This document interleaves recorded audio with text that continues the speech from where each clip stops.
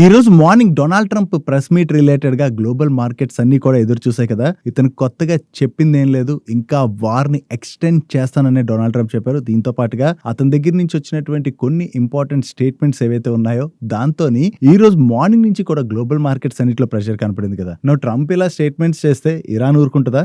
Iran దగ్గర నుంచి కూడా చాలా స్ట్రాంగ్ రియాక్షనే కనపడుతుంది. దానివల్ల ఈ రోజు మార్నింగ్ మన ఇండియన్ మార్కెట్ కరెక్ట్ అయినా కూడా సెకండ్ హాఫ్ కి మన మార్కెట్ బాగానే రికవర్ అయింది కదా. ఆ మార్కెట్ రికవరీకి మెయిన్ ఆర్బీఐ తీసుకున్నటువంటి ఒక ఇంపార్టెంట్ డిసిషనే కారణం. వీటన్నిటి గురించి కూడా ఈ రోజు మార్కెట్ అనాలిసిస్ లోని మనం డీటెయిల్ గా మాట్లాడుకుందాం. దీంతో పాటుగా మన స్టాక్ ఆఫ్ ది డే తో పాటు మరికొన్ని ఇంపార్టెంట్ అప్డేట్స్ ఉన్నాయి, అన్ని కూడా వన్ బై వన్ క్విక్ గా డిస్కస్ చేసేద్దాం.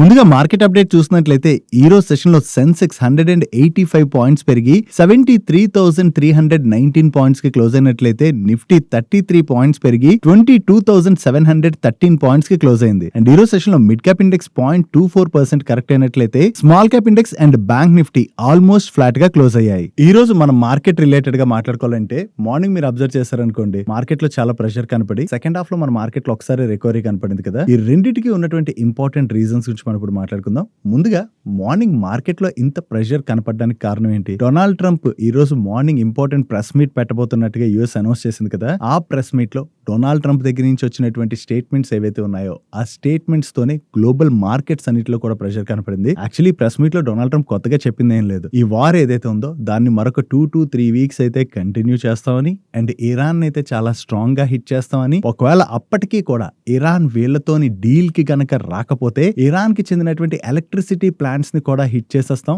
అండ్ ఇరాన్ లో కంప్లీట్ గా రెజ్యూమ్ చేంజ్ చేస్తాం, అది ఇదని చెప్పి ఈయన స్టేట్మెంట్స్ చేశారు. ఇందులో కొత్తగా చెప్పింది ఏముంది? ప్రీవియస్ గా ఆయన ఏం చెప్పారో అటువంటి స్టేట్మెంట్స్ ఇతని దగ్గర నుంచి వచ్చాయి. అండ్ అంతేకాకుండా ఆయిల్ ప్రైస్ రిలేటెడ్ గా ఇతను మాట్లాడితే ఏమంటున్నారంటే ఇది జస్ట్ షార్ట్ టర్మ్ సినారియో మాత్రమే, ఆయిల్ ప్రైసులు తిరిగి తగ్గిపోతాయి అండ్ వన్స్ ఇరాన్ ఇంతలా హిట్ చేసేసినట్లయితే strait of Hormuz automatically open అయిపోద్దని చెప్పి ఈయనైతే స్టేట్మెంట్స్ ఇచ్చారు. సో ఇతను ఇచ్చినటువంటి ఈ స్టేట్మెంట్స్ తోని క్రూడ్ ఆయిల్ ప్రైస్లు అయితే తిరిగి పెరిగే వెంటనే క్రూడ్ ఆయిల్ ప్రైసులు పెరగడమే కాకుండా ఈ వార్ ఇలాగే కంటిన్యూ అయింది అనుకోండి, క్రూడ్ అండ్ గ్యాస్ సప్లైస్ పైన మరింత ఇంపాక్ట్ పడచ్చు అని చెప్పి మార్కెట్ లో కన్సర్న్స్ మొదలవడంతోనే మార్నింగ్ నుంచి మార్కెట్స్ లో ప్రెషర్ కనపడింది. నువ్వు డొనాల్డ్ ట్రంప్ దగ్గర నుంచి ఇటువంటి స్టేట్మెంట్స్ వస్తే ఇరాన్ ఏమైనా ఖాళీగా ఉందా? ఇరాన్ కూడా కామ్ గా ఏం కూర్చోలేదు. వాళ్ళు ఏం చేశారంటే యుఎస్ కి చెందినటువంటి కంపెనీ అమెజాన్ ఉన్నది కదా, ఈ అమెజాన్ కి చెందినటువంటి డేటా సెంటర్ ని వీళ్ళైతే హిట్ చేసినట్టుగా అప్డేట్స్ వస్తున్నాయి. అండ్ అంతేకాకుండా హైఫా పోర్ట్ ని హిట్ చేశారు. వీటితో పాటుగా ఇరాన్ ఏం చెప్తుందంటే యుఎస్ కి చెందినటువంటి వేరియస్ అసెట్స్ ని స్ట్రాంగ్ గా హిట్ చేస్తాం, వార్ ఇంటెన్సిటీ అయితే ఇంకా పెంచుతాం అని చెప్పి ఇరాన్ దగ్గర నుంచి కూడా స్ట్రాంగ్ అనే స్టేట్మెంట్స్ వస్తున్నాయి. సో ఒక రకంగా వార్ ఇంటెన్సిటీ ఇంకా పెరిగినట్లయితే గ్లోబల్ ఎకానమీస్ అన్నిటిపైన దీని యొక్క ఇంపాక్ట్ పడుతుంది కాబట్టి మనకి గ్లోబల్ మార్కెట్స్ అన్నిటిలో కూడా ప్రెషర్ కనపడింది. సెకండ్ హాఫ్ లో మన మార్కెట్ లో రికవరీ చూసాం కదా. ఆ రికవరీకి రీజన్ మనం మాట్లాడుకోవాలంటే యాక్చువల్లీ ఆర్బీఐ తీసుకున్నటువంటి ఒక ఇంపార్టెంట్ స్టెప్ తోనే ఈరోజు సెకండ్ హాఫ్ లో మార్కెట్ అయితే రికవర్ అయింది. యాక్చువల్లీ మీరు అబ్జర్వ్ చేశారనుకోండి, లాస్ట్ 1 year గా మన రూపీలో కంటిన్యూస్ గా ఫాల్ కనపడుతుంది కదా. దట్టు ఈ వార్ స్టార్ట్ అయిన దగ్గర నుంచి మన రూపీలో వీక్నెస్ మరింత పెరిగింది. రూపీని స్ట్రెంథెన్ చేద్దాం అని చెప్పి లాస్ట్ వీక్ లో ఆర్బీఐ ఏం చేసింది, బ్యాంక్స్ ఆఫ్ షోర్ లోని డాలర్ పొజిషన్స్ ఏవైతే క్యారీ చేస్తున్నాయో వాటిని $100 million కి అయితే తగ్గించుకోవాలని చెప్పేసి ఆదేశించింది కదా. April 10th నుంచి ఆ రూల్ అయితే అమల్లోకి రాబోతుంది. ఒకవేళ బ్యాంక్స్ ఆ పొజిషన్ ని కట్ చేసుకుంటే బ్యాంక్స్ లాస్ కి గురవుతాయి. వీటి గురించి మనం మాట్లాడుకున్నాం కదా. సో అలా లాస్ కి గురవకూడదని చెప్పి బ్యాంక్స్ ఏం చేసాయి, వెంటనే వీళ్ళ కార్పొరేట్ క్లయింట్స్ ని యూజ్ చేయడం ద్వారా ఆఫ్ షోర్ లోని వాళ్ళకు ఉన్నటువంటి డాలర్ పొజిషన్స్ అయితే క్యారీ చేసేలాగా అది బ్యాంక్స్ అయితే స్టెప్స్ తీసుకున్నాయి. ఇచ్చినటువంటి ఆర్బీఐ ఏం చేసిందంటే రెసిడెంట్ అండ్ నాన్ రెసిడెంట్స్ ఎవరైతే ఉంటారో వాళ్ళకి రూపీ ఎన్డిఎఫ్ డెరివేటివ్ పొజిషన్స్ ఏవైతే ఉంటాయో వాటిని అయితే వెంటనే ఆపేయాలని చెప్పి ఆర్బీఐ ఆదేశించడం జరిగింది. సో యాక్చువల్లీ దీని గురించి మీకు సింపుల్ గా అర్థం అవ్వాలంటే ఇప్పుడు డాలర్ రిలేటెడ్ గా వీళ్ళు ఏదైతే ఆర్టిఫిషియల్ డిమాండ్ క్రియేట్ చేస్తున్నారో ఆ డిమాండ్ తో డాలర్ పెరుగుతుంటే మన రూపీ వీక్ అవుతుంది కదా. మన ఫ్రైడే రోజు ఆర్బీఐ డిసిషన్ తీసుకున్న తర్వాత కూడా ఆ రోజు రూపీలో కొంత మనకి రికవరీ కనపడినా తిరిగి రూపీ అయితే ఫాల్ అయింది కదా వీళ్ళు చేసినటువంటి స్టెప్స్ తో. దాంతోనే ఇప్పుడు ఆర్బీఐ ఈ స్టెప్ తీసుకుంది. దీనివల్ల ఏం జరుగుతుందంటే కంప్లీట్ గా డాలర్ రిలేటెడ్ గా మనకి ఆర్టిఫిషియల్ డిమాండ్ ఏదైతే పెరుగుతున్నదో ఆ డిమాండ్ అయితే తగ్గుతుంది అండ్ డాలర్ సేల్ చేయవలసి వస్తుంది. సో డాలర్ రిలేటెడ్ గా ఆర్టిఫిషియల్ డిమాండ్ తగ్గితే ఏమవుతుంది, ఆబ్వియస్ గా రూపీ స్ట్రెంథెన్ అవుతుంది. సో దాంతోనే ఈ రోజు సెషన్ లోని మన రూపీలో మీరు చూసారనుకోండి స్ట్రాంగ్ కంబ్యాక్ అన్నది కనపడింది. సో రూపీ ఇలా రికవర్ అయితే మన మన ఎకానమీ రిలేటెడ్ గా పాజిటివ్ కదా. దట్టు మనం క్రూడ్ ఎక్కువగా ఇంపోర్ట్ చేసుకుంటాం అండ్ క్రూడ్ ఇంపోర్ట్ చేసుకున్నప్పుడు మనం దేనిలో పే చేస్తాం, డాలర్స్ లోనే కదా పే చేస్తాం. నా డాలర్ స్ట్రెంత్ అయ్యి మన రూపీ వీక్ అయింది అనుకోండి, మనకి అది ప్రాబ్లం అవుతుంది, ఎందుకంటే మనకి ఎక్స్చేంజ్ రేట్ ఎక్కువ పడుతుంది కాబట్టి. ఇప్పుడు రూపీ తిరిగి స్ట్రెంత్ అవుతుంది కాబట్టి ఒక రకంగా మన ఇండియన్ ఎకానమీకి పాజిటివ్ కాబట్టి ఈ రోజు సెషన్ లో సెకండ్ హాఫ్ నుంచి మన మార్కెట్ లో అయితే రికవరీ చూసాం. కాకపోతే ఈ రోజు రూపీ స్ట్రెంత్ అవడం వల్ల మార్కెట్ రికవర్ అయినా కూడా ఈ వార్ ఇలాగే మరికొన్నాళ్ళు కంటిన్యూ అయింది అనుకోండి, డెఫినెట్ గా దాని యొక్క ఇంపాక్ట్ అయితే ఎకానమీస్ పైన ఉంటుంది. కాబట్టి ఓవరాల్ గా మార్కెట్ లో మనకి వాలటాలిటీ అయితే కనపడేటువంటి అవకాశం అయితే ఉంది. సో అందుకనే వార్ రిలేటెడ్ గా మనం అయితే కంటిన్యూస్ గా ట్రాక్ చేయవలసి ఉన్నది. అండ్ వార్ ఎండ్ అవుతుంది అండ్ క్లారిటీ వచ్చే వరకు కూడా మార్కెట్స్ లోనైతే ఇటువంటి వాలటాలిటీ మనం స్ట్రాంగ్ గానే చూసేటువంటి అవకాశం ఉంది. లాంగ్ టర్మ్ ఇన్వెస్టర్స్ రిలేటెడ్ గా పెద్ద వేయాల్సిన పని లేదు. ఓన్లీ ఇటువంటి వార్ టైంలో ఏంటంటే short term investors and traders ఎవరైతే ఉంటారో వాళ్ళైతే మార్కెట్ తో కొంత జాగ్రత్తగా ఉండాలి. దీంతో పాటుగా మనం గోల్డ్ రిలేటెడ్ గా కూడా మాట్లాడుకోవాలి. యాక్చువల్లీ ట్రంప్ దగ్గర నుంచి ఈ స్టేట్మెంట్స్ వచ్చిన తర్వాత మార్నింగ్ నుంచి మీరు అబ్జర్వ్ చేశారనుకోండి, గోల్డ్ అండ్ సిల్వర్ ప్రైస్లు కొంత కరెక్ట్ అయ్యాయి కదా ఇంటర్నేషనల్ మార్కెట్స్ లోని. సో గోల్డ్ రిలేటెడ్ గా మనం మాట్లాడుకోవాలంటే మనకి సెంట్రల్ బ్యాంక్స్ నుంచి కంటిన్యూస్ గా బయింగ్ యాక్టివిటీ అది కనపడడంతో గోల్డ్ బాగా పెరిగింది. కాకపోతే రీసెంట్ గా కొన్ని సెంట్రల్ బ్యాంక్స్ అయితే గోల్డ్ సెల్ చేస్తున్నాయి. కానీ తిరిగి గోల్డ్ పెరగాలంటే యాక్చువల్లీ మనకి రేట్ కట్స్ రిలేటెడ్ అనౌన్స్మెంట్స్ రావాలి. ఇప్పుడు ఉన్నటువంటి సినారియోలో మనం చూసాం అనుకోండి, ఇన్ఫ్లేషన్ పెరిగేటువంటి అవకాశం ఉంది కదా. ఇన్ఫ్లేషన్ పెరిగినట్లయితే నిజంగా సెంట్రల్ బ్యాంక్స్ రేట్ కట్స్ చేస్తాయా? ఇలాంటి సినారియోలో చెయ్యు. దట్టు యుఎస్ ఫెడ్ ఏం చెప్తుంది, యుఎస్ లోని ఇన్ఫ్లేషన్ కంట్రోల్లోకి వచ్చే వరకు కూడా వాళ్ళు రేట్ కట్ చేయమంటున్నారు కదా. సో రేట్ కట్ ఫర్దర్ గా డిలే అవుతుందన్న భయంతోనే గోల్డ్ అయితే మనకు కొంత ఫాల్ కనపడింది.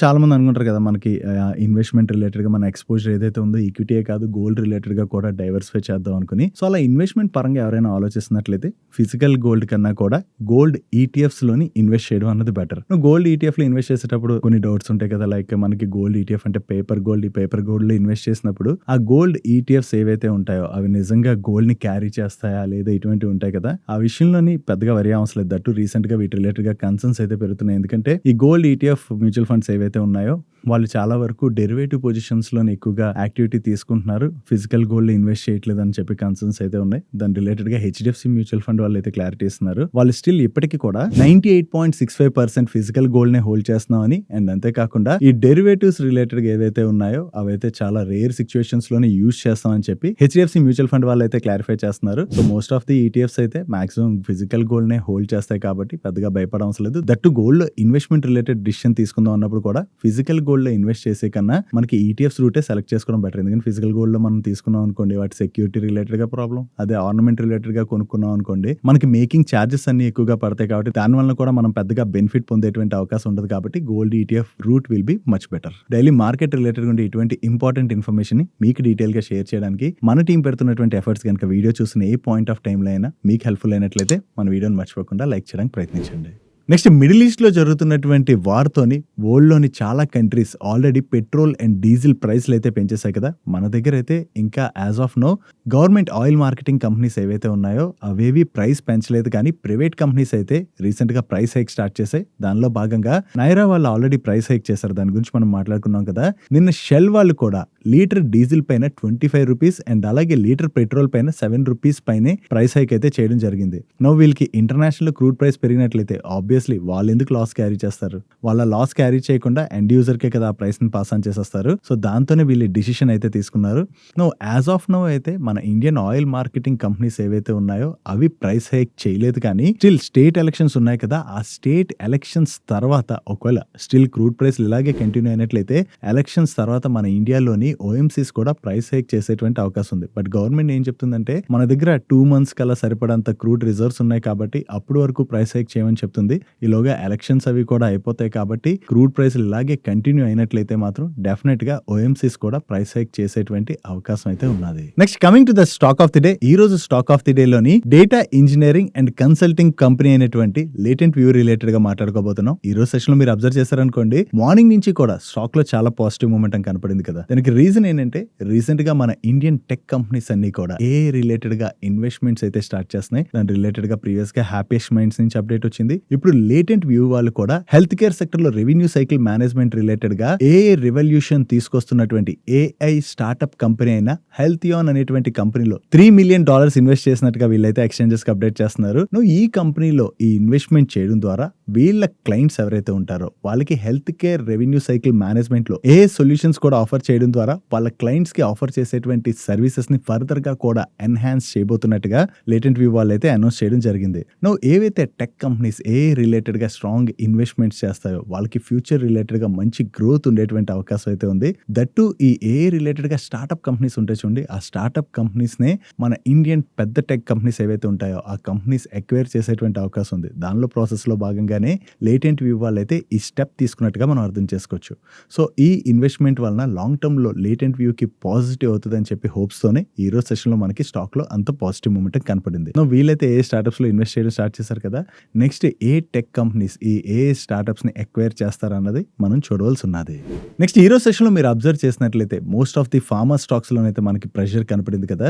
ఈ ఫార్మా స్టాక్స్ లో ప్రెషర్ కనపడడానికి రీజన్ యుఎస్ లోని ఫార్మా కంపెనీస్ అన్ని కూడా వాళ్ళు ప్రైస్లు రెడ్యూస్ చేయాలి, దీని రిలేటెడ్ గా అగ్రిమెంట్స్ అయితే సైన్ చేయాలని చెప్పి డొనాల్డ్ ట్రంప్ ప్రీవియస్ గానే ఫార్మా కంపెనీస్ అయితే వార్నింగ్ ఇవ్వడం జరిగింది. ఇలా అగ్రిమెంట్ ఏవైతే కంపెనీస్ చేసుకోవో వాటిపైన టారిఫ్స్ వేస్తా అని చెప్పి కూడా ఈయన ఆ టైంలోనే అనౌన్స్ చేశారు. ఇప్పుడు దీని రిలేటెడ్ గా డొనాల్డ్ ట్రంప్ గవర్నమెంట్ త్వరలోనే డిసిషన్ తీసుకోవచ్చు అండ్ ఫార్మా కంపెనీస్ ఏవైతే అగ్రిమెంట్స్ చేసుకోలేదో వాటిపైన 100% టారిఫ్స్ అయితే వేసేటువంటి అవకాశం ఉందని చెప్పి మీడియా ప్లాట్ఫామ్స్ అయితే రిపోర్ట్ చేయడం జరిగింది. మీడియా ప్లాట్ఫామ్స్ దగ్గర నుంచి ఈ న్యూస్ ఏదైతే వచ్చిందో అది ఫార్మా సెక్టర్ రిలేటెడ్ గా నెగిటివ్. దట్టు మన ఇండియన్ ఫార్మా కంపెనీస్ లో most of the pharma companies US కి ఎక్స్పోర్ట్స్ బాగానే చేస్తుంటాయి కదా. సో వీటిపైన ఆ ఇంపాక్ట్ పడచ్చు అనే కన్సర్న్స్ తోనే ఈ రోజు సెషన్ లో ఫార్మా స్టాక్స్ లో అయితే మనకు ప్రెషర్ కనపడింది. దీని రిలేటెడ్ గా ఇంకా ఫార్మా కంపెనీస్ దగ్గర నుంచి ఎటువంటి రెస్పాన్స్ రాలేదు. చూడాలి ఫార్మా కంపెనీస్ ఎటువంటి స్టెప్స్ తీసుకుంటాయి అన్నది. బట్ యుఎస్ కంప్లీట్ గా అన్ని ఫార్మా కంపెనీస్ పైన ఈ టారిఫ్స్ విధించగలవా అంటే యుఎస్ కూడా ఫార్మా రిలేటెడ్ గా మన కంట్రీ పైన డిపెండ్ అయి ఉన్నది కాబట్టి అలాంటి స్టెప్స్ వెంటనే తీసుకోకపోవచ్చు. ఒకవేళ తీసుకున్నా కూడా వాటి రిలేటెడ్ గా డిస్కషన్స్ చేసుకుని సార్ట్అవుట్ కూడా చేసుకునేటువంటి అవకాశం ఉంది. నెక్స్ట్ ఏం జరుగుతుంది అన్నది మనం చూడాలి. Next financial year 26 defence exports data అయితే మన డిఫెన్స్ మినిస్టర్ రిలీజ్ చేయడం జరిగింది. యాక్చువల్లీ ఈ ఫైనాన్షియల్ ఇయర్ 26 లోని ఓవరాల్ గా మనం 38,424 crores వర్త్ ఎక్స్పోర్ట్స్ అయితే చేసాం. ఫైనాన్షియల్ ఇయర్ 25 తో కంపేర్ చేస్తే ఫైనాన్షియల్ ఇయర్ 26 లోని మన కంట్రీ నుంచి డిఫెన్స్ ఎక్స్పోర్ట్స్ 62.7% పెరిగాయి. దీనిలోని డిఫెన్స్ పిఎస్యూ కంపెనీస్ యొక్క కంట్రిబ్యూషన్ 54% పైనే ఉంటే ప్రైవేట్ సెక్టర్ కంట్రిబ్యూషన్ 45% పైనే ఉన్నది. అండ్ డిఫెన్స్ ఎక్స్పోర్ట్స్ లో కూడా డిఫెన్స్ పిఎస్యూ కంపెనీస్ యొక్క ఎక్స్పోర్ట్స్ ఇయర్ ఆన్ ఇయర్ లో 151% పెరిగినట్లయితే ప్రైవేట్ సెక్టర్ ఎక్స్పోర్ట్స్ అయితే 14% పెరిగాయి. యాక్చువల్లీ గవర్నమెంట్ ఆఫ్ ఇండియా మన కంట్రీ నుంచి డిఫెన్స్ ఎక్స్పోర్ట్ స్ట్రాంగ్ గా పెంచాలని ప్రయత్నిస్తుంది కదా. దీనిలో భాగంగా డిఫెన్స్ కంపెనీస్ అయితే ఆల్రెడీ స్ట్రాంగ్ అయిన ఎక్స్పోర్ట్స్ చేసుకుంటూ వెళ్తున్నాయి. ఫ్యూచర్ లో ఈ ఎక్స్పోర్ట్స్ ఏవైతే ఉన్నాయో వీటిని ఇలా గ్రో చేసుకుంటూ వెళ్ళినట్లయితే మన డిఫెన్స్ కంపెనీస్ కి అది బిగ్ పాజిటివ్ కానుంది. Next weight loss and diabetes related గా వాడేటువంటి GLP-1 ఏదైతే ఉన్నదో ఇది ఇప్పటి వరకు ఇంజెక్షన్ రూపంలో ఉన్నది కదా. ఇప్పుడు ఎలీ లిల్లీ వాళ్ళ GLP-1 పిల్ ఏదైతే ఉన్నదో దానికి FDA అప్రూవల్ అయితే రావడం జరిగింది. ఈ పిల్ కి FDA అప్రూవల్ రావడం వలన చాలా మంది ఏంటంటే ఇప్పుడు ఇంజెక్షన్ చేసుకోవడం కన్నా డ్రగ్ యూజ్ చేయడానికి ఎక్కువగా ఇష్టపడతారు కాబట్టి ఈ డ్రగ్ సేల్స్ కూడా బాగానే జరగచ్చు. ఈ ఎలీ లిల్లీ వాళ్ళకి వచ్చినటువంటి అప్రూవల్ ఏదైతే ఉందో దాన్ని మనం దివీస్ వాళ్ళ రిలేటెడ్ గా పాజిటివ్ గా చూడొచ్చు. ఎందుకంటే దివీస్ వాళ్ళు వీళ్ళకి మెయిన్లీ APIs అయితే సప్లై చేస్తుంటారు. దాని వలన దివీస్ కి వీళ్ళ దగ్గర నుంచి స్ట్రాంగ్ ఆర్డర్స్ రావచ్చు కదా ఈ డ్రగ్ సేల్స్ వీళ్ళు బాగా జరిగినట్లయితే. సో దాని వలన దివీస్ వాళ్ళ బిజినెస్ కూడా బాగానే గ్రో అవుతుంది కాబట్టి ఇది దివీస్ రిలేటెడ్ గా మనం పాజిటివ్ గా చూడొచ్చు. నెక్స్ట్ వెస్ట్ ఏషియాలో జరుగుతున్నటువంటి వార్ వలన ఇప్పుడు government of India various companies కి అయితే ఏదో ఒక రకంగా సపోర్ట్ అయితే ప్రొవైడ్ చేయడానికి ప్రయత్నిస్తుంది. దీనిలో భాగంగా క్రిటికల్ పెట్రోకెమికల్ ప్రొడక్ట్స్ ఏవైతే ఉంటాయో ఈ ప్రొడక్ట్స్ పైన government of India custom duty exemption అయితే ఇస్తున్నట్టుగా అనౌన్స్ చేయడం జరిగింది. ఓవరాల్ గా దీని వలన ఈ పెట్రోకెమికల్ ప్రొడక్ట్స్ ఏవైతే కంపెనీస్ యూజ్ చేస్తాయో ఆ కంపెనీస్ కి అయితే బెనిఫిట్. కాకపోతే ఈ పెట్రోకెమికల్ ప్రొడక్ట్స్ పైన కస్టమ్ డ్యూటీ ఎగ్జంప్షన్ ఇవ్వడం వలన చైనా నుంచి కూడా మన కంట్రీలోకి భారీగానే పెట్రోకెమికల్స్ అన్నవి సప్లై అయ్యేటువంటి అవకాశం ఉన్నది కాబట్టి వీటిని మ్యానుఫ్యాక్చర్ చేసేటువంటి కంపెనీస్ ఏవైతే ఉంటాయో ఆ కంపెనీస్ పైన అయితే దీని యొక్క ఇంపాక్ట్ పడేటువంటి అవకాశం ఉన్నది. నెక్స్ట్ ట్రై వాళ్ళు ఈ ఫిబ్రవరి మంత్ టెలికాం సబ్స్క్రైబర్స్ డేటాను అయితే రిలీజ్ చేయడం జరిగింది. ఈ ఫిబ్రవరి మంత్ లోని అందరికన్నా ఎక్కువగా ఎయిర్టెల్ వాళ్ళు హైయెస్ట్ సబ్స్క్రైబర్స్ యాడ్ చేశారు.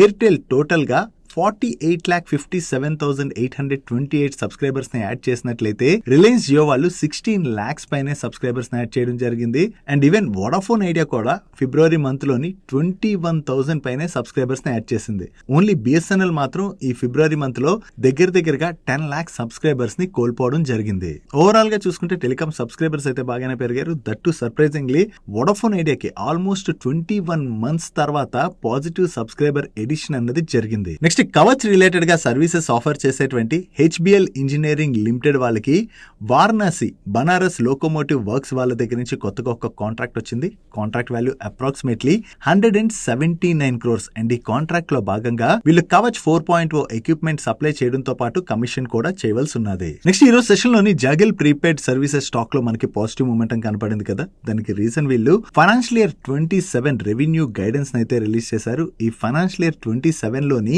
స్టాండ్ అలోన్ బేసిస్ లో వీళ్ళ రెవెన్యూ 25 to 30% గ్రోత్ డెలివర్ చేసేటువంటి అవకాశం ఉన్నదని, అదే కన్సాలిడేటెడ్ బేసిస్ లో మనం చూసినట్లయితే దగ్గరగా 40% గ్రోత్ అయితే డెలివర్ చేయొచ్చు. వీళ్ళకి చాలా స్ట్రాంగ్ గా ఆర్డర్స్ అయితే వస్తున్నాయి. దీంతో ఈ ఫైనాన్షియల్ ఇయర్ లో మంచి గ్రోత్ డెలివర్ చేస్తామని, ఈవెన్ మార్జిన్స్ కూడా ఇంప్రూవ్ అయ్యేటువంటి అవకాశం ఉన్నదని చెప్పి వీళ్ళ మేనేజ్మెంట్ షేర్ చేయడం జరిగింది. సో ఈ ఫైనాన్షియల్ ఇయర్ 27 రిలేటెడ్ గా వీళ్ళ దగ్గర నుంచి ఈ పాజిటివ్ గైడెన్స్ రావడంతోనే ఈ రోజు సెషన్ లో స్టాక్ లో పాజిటివ్ మూమెంటం కనపడింది. నెక్స్ట్ ఎలక్ట్రిక్ 2 వీలర్స్ ని మ్యానుఫ్యాక్చర్ చేసి సెల్ చేసేటువంటి ఓలా ఎలక్ట్రిక్ స్టాక్ లో నిన్న పాజిటివ్ మూమెంటం చూసాం. ఈ రోజు సెషన్ లో కూడా పాజిటివ్ మూమెంటం కనపడింది కదా. దీనికి రీజన్ ఏంటంటే వీళ్ళ 4680 భారత్ సెల్ ప్రొడక్షన్ అయితే స్కేల్ అప్ చేసినట్లుగా.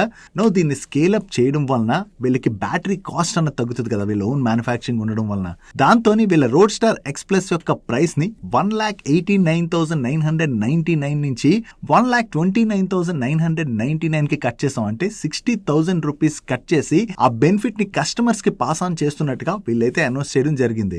వీళ్ళ వెహికల్ కాస్ట్ ని ఇంతలా తగ్గించారు కాబట్టి ఈ వెహికల్ సేల్స్ ఫర్దర్ గా కూడా పెరిగేటువంటి అవకాశం ఉన్నది. కాబట్టి ఇది ఓలా ఎలక్ట్రిక్ రిలేటెడ్ గా పాజిటివ్ కానుంది. దాంతోనే ఈ రోజు సెషన్ లో స్టాక్ లో పాజిటివ్ మూమెంటం చూసాం. ఈ ప్రైస్ కట్ వలన వీళ్ళ సేల్స్ ఫర్దర్ గా కూడా బూస్ట్ అవుతాయేమో చూడాలి. నెక్స్ట్ ఎన్విరో ఇన్ఫ్రా వాళ్ళు ఈ మార్చ్ మంత్ బిజినెస్ అప్డేట్ ని రిలీజ్ చేశారు. ఓవరాల్ గా ఈ మార్చ్ మంత్ లోని వీళ్ళు 5 మేజర్ ప్రాజెక్ట్స్ అయితే విన్ అయ్యామని, వీటి యొక్క వాల్యూ అప్రాక్సిమేట్లీ 1481 crores గా వీళ్ళు ఎక్స్చేంజెస్ కి అప్డేట్ చేస్తున్నారు. సో ఈ కొత్త ఆర్డర్స్ ని విన్ అవడం ద్వారా renewable energy and best segment లో కూడా వీళ్ళ ఫుట్ ప్రింట్స్ ని ఫర్దర్ గా ఎక్స్పాండ్ చేసుకుంటున్నామని, దీని ద్వారా ఫ్యూచర్ లో వీళ్ళకి మంచి గ్రోత్ వచ్చేటువంటి అవకాశం ఉన్నదని చెప్పి వీళ్ళ మేనేజ్మెంట్ షేర్ చేయడం జరిగింది.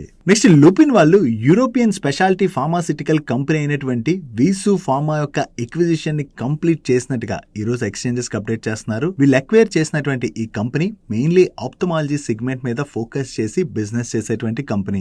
ఈ కంపెనీని ఎక్వైర్ చేయడం ద్వారా యూరోప్ లోని వీళ్ళ స్పెషాలిటీ కేర్ పోర్ట్ఫోలియో ఫర్దర్ గా ఎక్స్పాండ్ అవడంతో పాటు యూరోప్ లో వీళ్ళ ప్రెజెన్స్ ని కూడా స్ట్రెంథెన్ చేసుకోబోతున్నట్టుగా వీళ్ళ మేనేజ్మెంట్ షేర్ చేస్తుంది.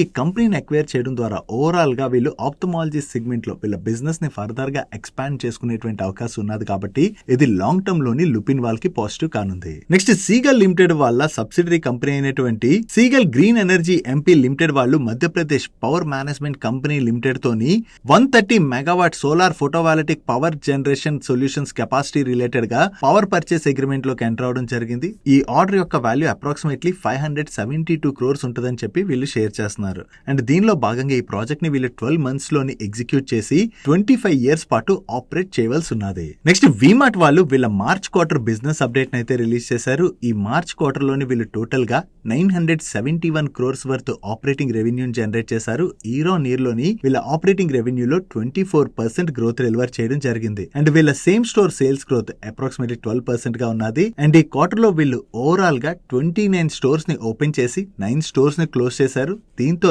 ఈ క్వార్టర్ ఎండింగ్ నాటికి వీళ్ళ టోటల్ స్టోర్ కౌంట్ 577 కి రీచ్ అయింది.